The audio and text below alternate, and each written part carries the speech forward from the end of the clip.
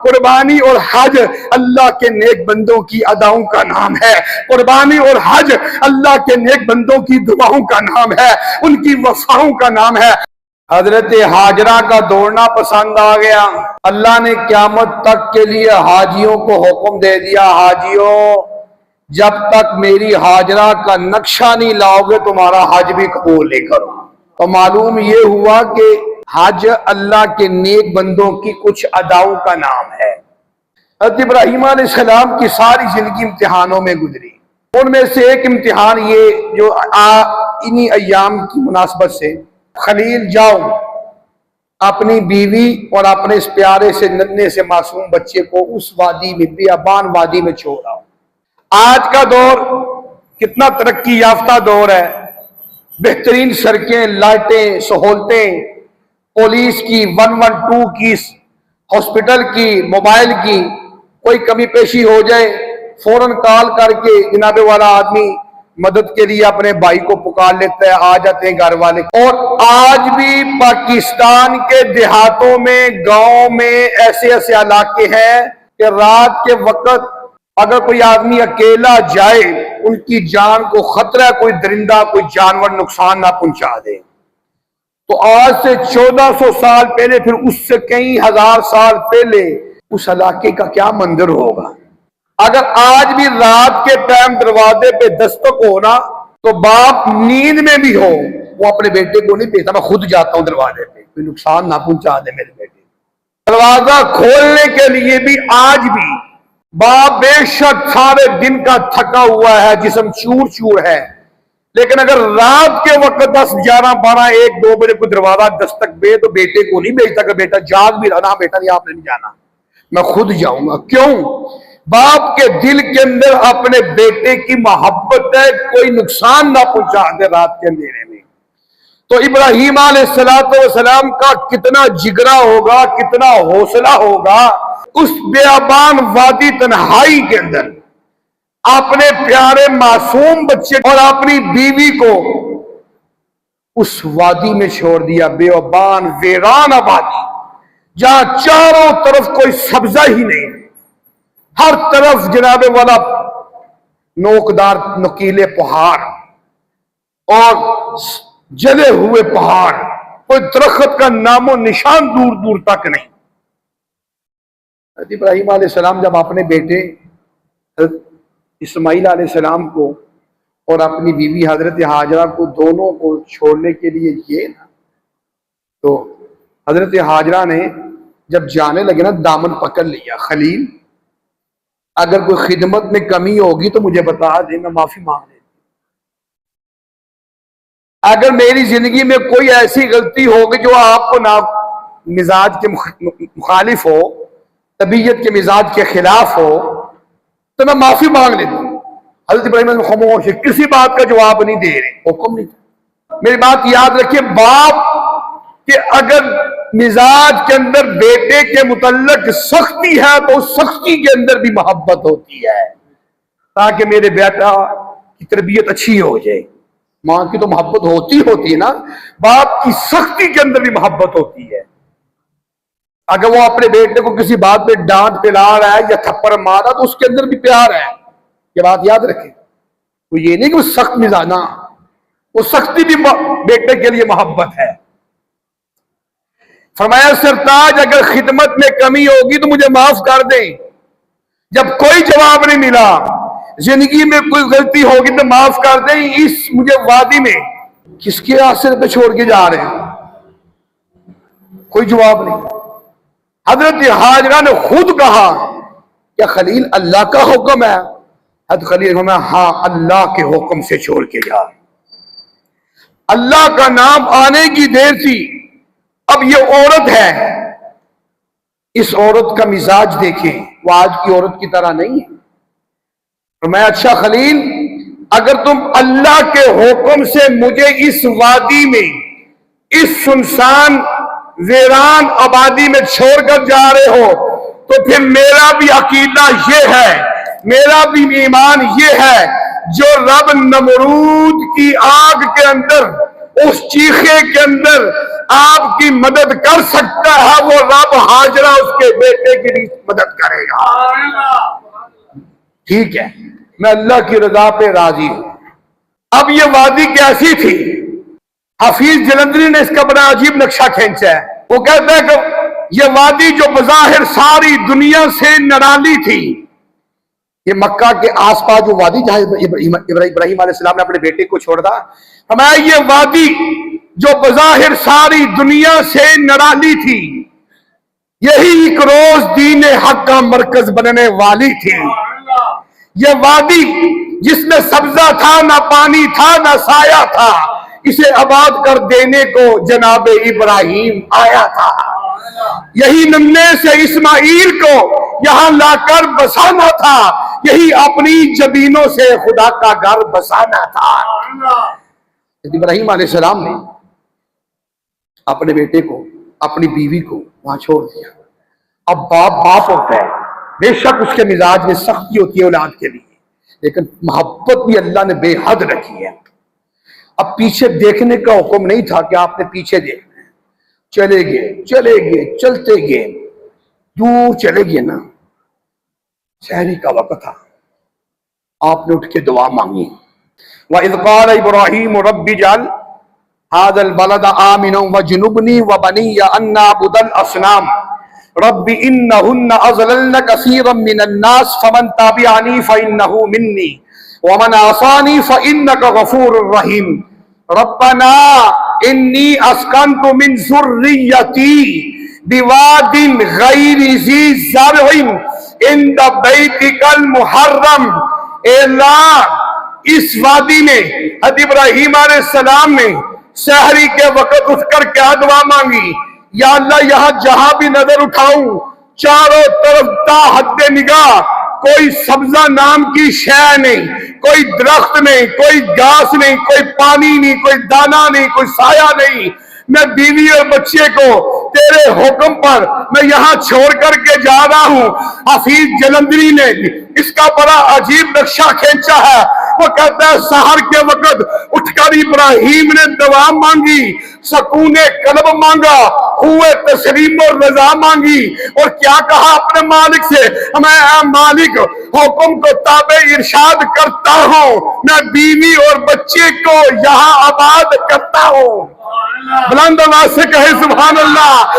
میں اے مالک، میں حکم کو تابع ارشاد کرتا ہوں، میں بیوی اور بچے کو یہاں آباد کرتا ہوں۔ اسی کا نقشہ قرآن نے کھینچا، ربنا انی اسکنت من ذریتی بواد غیر ذی زرع عند بیتک المحرم۔ اے اللہ، اس بے آبادی نے کیا کہا؟ اے مالک حکم کو تابع ارشاد کرتا ہوں، میں بیوی اور بچے کو یہاں آباد کرتا ہوں۔ اس نے برگ سمانی کو شان 7 بہاراں دے، الہی نسل اسماعیل پڑھ کر قوم ہو جائے، اور یہ قوم اکلوت پابند صلاۃ و صوم ہو جائے۔ بشارت تیری سچی ہے، وعدہ تیرا سچا ہے، اب تو ہی ان کا محافظ ہے، یہ بیوی ہے، یہ بچہ ہے۔ حفیظ جلندری نے اپنے انداز میں اب ابراہیم علیہ السلام نے دعا مانگی۔ وہ دعا تھی کہ اللہ اس وادی کو اتنی بہاریں دے، اتنی بہاریں دے کہ دنیا جہان سے لوگ آ کر یہاں تیری نعمتیں کھائیں۔ آج پوچھو حاجیوں سے، آج عمرہ کرنے والوں سے پوچھو، آپ کو دنیا کا ہر پھل مکہ پاک سے ملے گا، اللہ کے نبی کے شہر سے ملے گا، مدینہ پاک سے ملے گا۔ ابراہیم علیہ السلام کی وہ دعا جو اپنے بیٹے اور بیوی کو اس وادی میں چھوڑ کر جب آپ نے سحری کے وقت اٹھ کر رو کر اللہ سے دعا مانگی، اے اللہ اس وادی کو اتنی نعمتیں دے، اتنی نعمتیں دے۔ مجھے حاجی صاحب نے بتایا کہ حاجی صاحب میرے دوست ہیں، حاجی ظاہر جمال صاحب بیٹھے ہیں، وہ کہتے ہیں قاری صاحب اتنا بڑا لمبا کیلا پوری دنیا میں ہم نے کہیں نہیں دیکھا جو اللہ نے مکے کی سرزمین میں ہمیں عطا کیا ہے۔ یہ ابراہیم علیہ السلام کی دعا ہے۔ وہاں کی کھجور، وہاں کا پھل، حالانکہ اس جگہ میں کوئی نہیں، لیکن دنیا کا ہر پھل آپ کو حضرت ابراہیم علیہ السلام کی دعا کی برکت سے اس شہر سے ملے گا۔ اب یہ باپ کا منظر ہے، ادھر ماں کی کیفیت کیا ہے؟ اللہ اکبر کبیرہ۔ اب ماں نے دیکھا یا اللہ سرتاج تو تیرے حکم سے چھوڑ کے چلا گیا، پانی کا ایک مشکیزہ تھا، چند کھجوریں تھیں، جب وہ ختم ہو گئی نا، پانی یہ چیزیں ختم ہو گئی، تو ماں ماں ہوتی ہے۔ ماں کی محبت کی مثالیں تو دنیا دیتی ہے کہ ماں کی محبت کا کوئی مقابلہ کر سکتا ہی نہیں۔ اب حضرت حاجرہ نے دیکھا پانی وہ بھی ختم، کھجوریں وہ بھی ختم، چھوٹا بچہ ہے، معصوم بچہ ہے، اب گرمی کی شدت ہے، یہ کیا کریں گے ہم؟ اللہ کا حکم ہے، اللہ اکبر کبیرہ، اپنے بچے کے پانی کے لیے حضرت حاجرہ سلام اللہ علیہا، مسلمانوں صفا مروہ پہاڑی ہے، اللہ نے یہ نقشہ قرآن میں کھینچا، حفیظ جلندری نے شاہ نامہ اسلام میں کھینچا۔ اب میں دونوں نقشے آپ کے سامنے رکھتا ہوں، آپ کا ایمان تازہ ہوگا۔ حضرت حاجرہ نے دیکھا پانی ختم ہو گیا، کھجوریں ختم ہو گئی، میرے بیٹے کو پانی کی ضرورت ہے۔ اب بیٹا ایریا زمین پہ رگڑ رہا ہے، اللہ اکبر کبیرہ۔ جب حضرت حاجرہ اپنے بیٹے کے پانی کے لیے صفا پہاڑی پہ جاتی ہیں، وہ چل کے جاتی ہیں، اور جب جاتی ہے پیچھے دیکھتی ہیں میرے بیٹے کو کوئی جانور نقصان نہ پہنچا دے، کوئی بیریا کوئی درندہ اٹھا کر نہ لے جائے، جاتی ہیں۔ جب آنکھوں سے اوجھل ہوتا ہے ادھر دور جا کر دیکھتے پانی کے آثار نظر نہیں آتے، واپس دوڑ کر آتی ہیں، پھر بیٹے کو دیکھتی ہیں، پھر دوسری پہاڑی پہ جاتی ہیں۔ قرآن نے اس کا نقشہ کیا کھینچا، فرمایا ان الصفا والمروہ من شعائر اللہ۔ حاجرہ کبھی دائیں جاتی ہے کبھی بائیں جاتی ہے۔ حفیظ جلندری اس کو کس انداز میں کہتا ہے، یہاں صحرا ہی صحرا تھا، چٹانیں ہی چٹانیں تھی، جناب حاجرہ ایک بچہ دو ہی جانے تھی، اللہ اکبر کبیرہ، کبھی ادھر جا رہی ہے کبھی ادھر جا رہی ہے۔ قرآن اس کو یہ کہتا ہے ان الصفا والمروہ من شعائر اللہ، کبھی صفا پہاڑی پہ کبھی مروہ پہاڑی پہ، کبھی آہستہ جاتی ہیں کبھی دوڑ کر جاتی ہیں، کبھی پیدل جاتی ہیں کبھی بھاگتے ہوئے جاتی ہیں، انداز بڑا عجیب ہے۔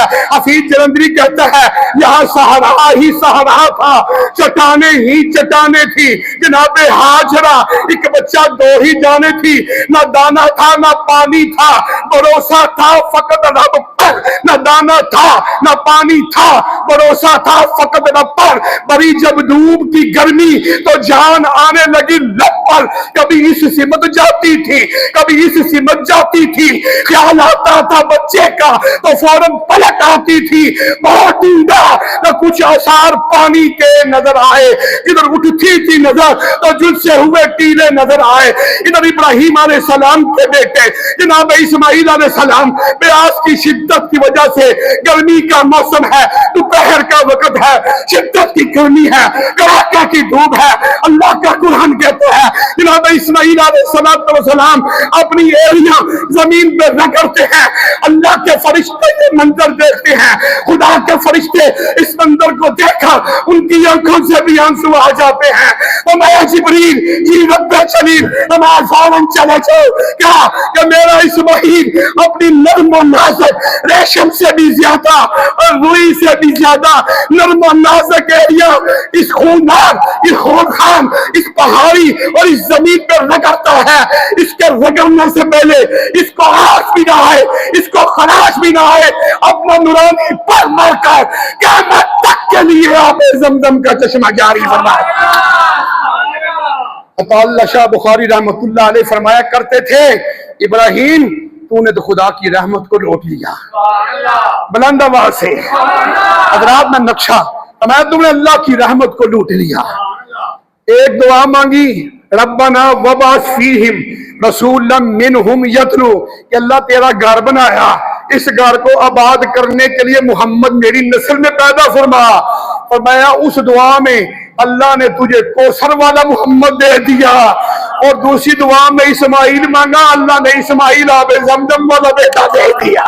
فرمایا اللہ کی رحمت کو تو نے لوٹ لیا، تیری ایک دعا نے آب زمزم والا دیا، دوسری دعا نے آب کوثر والا محمد مصطفیٰ دے دیا۔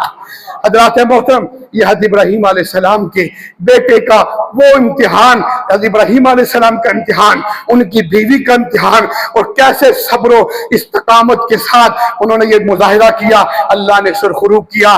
کیسا سرخرو کیا؟ اللہ نے قیامت تک کہا، فرمایا او حاجیو، عمرہ کرنے والوں، او حج پہ آنے والوں، او سن لو، لاکھ روپے لگا کر آئے، کوئی پاکستان سے جائے گا، کوئی ہندوستان سے جائے گا، کوئی افغانستان سے جائے گا، کوئی افریقہ امریکہ سے جائے گا، کوئی عرب و عجم سے جائے گا، اور سن لو، وہ احرام کی چادریں باندھنے والوں، اور بیت اللہ کا طواف کرنے والوں، اور اللہ کے گھر کا سفر کرنے والوں، اور سن لو، میں رب کا بھی اعلان سن لو، اور میں رب نے یہ گھر بنایا، اور میرے خلیل نے بنایا، اور اس گھر کے جو چکر لگاتے ہو، اس گھر کے لیے لاکھ روپے لگا کر آتے ہو، اور میں رب کا بھی یہی پیغام سن لو، اور جب تک میری ہاجرہ کا نقشہ نہیں لاؤ گے تمہارا حج بھی قبول نہیں کرے گا۔